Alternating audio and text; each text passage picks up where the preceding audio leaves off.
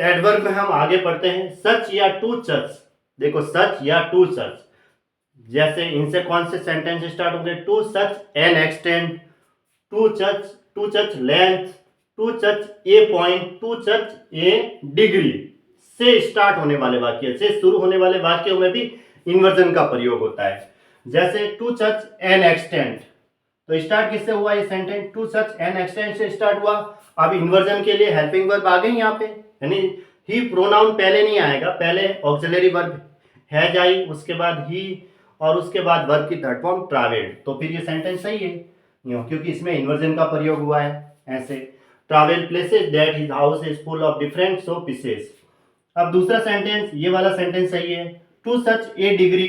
अब to such a degree से start हुआ तो इन्वर्जन आएगा, पहले सब्जेक्ट नहीं आएगी, पहले सब्जेक्ट नहीं आएगा, सब्जेक्ट ही प्रोनाउन पहले नहीं आके क्या आया, डिड ही मेक आया हुआ है, तो सही है। अब एग्जाम में वो मिस्टेक क्या करते हैं, टू सच ए डिग्री लिखा और ही मेड करके दे देंगे, ही मेड, ही को पहले लगा के दे देंगे और बाद में मेड वर्ब की सेकंड फॉर्म लग गई। सिंपल पास्ट टेंस है तो सिंपल पास्ट टेंस में मेड लगा हुआ है तो उसको हम क्या लिखेंगे, ऑक्सिलरी वर्ब क्या लगेगी, डिड, और मेक वर्ब की फर्स्ट फॉर्म, डिड मेक लगेगा तो डिड पहले आएगा, ही बाद में और उसके बाद मेक, है ना, डिड ही मेक, यानी डिड पहले आएगा, उसके बाद प्रोनाउन आएगा जो भी सब्जेक्ट है उसका, और उसके बाद मेक वर्ब की first form, did he make, और डिड के बाद तो वर्ब की फर्स्ट फॉर्म ही आएगी। तो ये ऑक्सिलरी वर्ब पहले आएगी, सब्जेक्ट बाद में, और उसके बाद वर्ब की फर्स्ट फॉर्म आई है मेक, ठीक है, उसके बाद वर्ब। तो ये सेंटेंस सही है, make a noise that people rebuked him.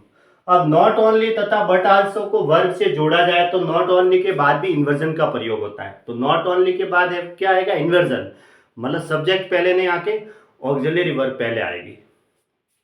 कैसे, not only did she act but she also sang very well. देखो नॉट ओनली के बाद क्या आया, डिड आया, ऑक्सिलरी वर्ब पहले आई, तो फिर सेंटेंस सही है, सी एक्ट। अब वो एग्जाम में मिस्टेक क्या करेंगे, नॉट ओनली सी एक्टेड करके दे देंगे, सी एक्टेड। अब नॉट ओनली के बाद सी लगा दिया, सब्जेक्ट तो पहले आएगा नहीं, उधर क्या है, एक्टेड वर्ब की सेकंड फॉर्म लगी हुई है, तो फिर हम डिड लगा देंगे और सी उसके बाद वर्ब की फर्स्ट फॉर्म डिड के साथ, तो भी सिंपल पास्ट टेंस बनता है, did she act but she also sang very well. तो देखो नॉट ओनली के बाद फिर ये इन्वर्जन आ जाएगा, डिड के बाद, उसके बाद उस सब्जेक्ट, और उसके बाद वर्ब की फर्स्ट फॉर्म, ये सेंटेंस सही लिखा हुआ है। Not only did she read but she also wrote, ये भी सेंटेंस सही लिखा मैंने। देखो नॉट ओनली के बाद डिड आया, ऑक्सिलरी वर्ब पहले आई, और उसके बाद सब्जेक्ट, और डिड के साथ वर्ब की फर्स्ट फॉर्म आएगी, ऐसे, क्योंकि ये इन्वर्जन का प्रयोग करना है। अब not only did we loss, देखो नॉट ओनली के बाद एग्जाम में वो क्या करेंगे, नॉट ओनली वी लॉस्ट करके दे देंगे, वी को पहले लगाएंगे और बाद में लॉस्ट लिखेंगे, नॉट ओनली के बाद वी लगा देंगे, सब्जेक्ट तो आएगा नहीं, नॉट ओनली के बाद क्या लगाना है, इन्वर्जन का प्रयोग करेंगे दोनों वर्ग को जोड़ने के लिए, नॉट ओनली बट आल्सो के लिए।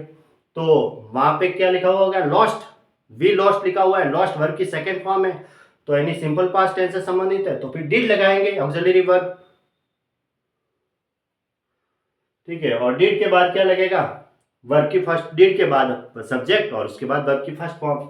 Not only did we loss what he had on our disposal but we also lost our patience, ये सेंटेंस सही लिखा हुआ है, ठीक है।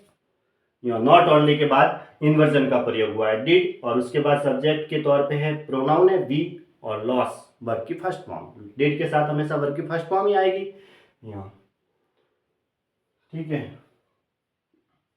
ये है।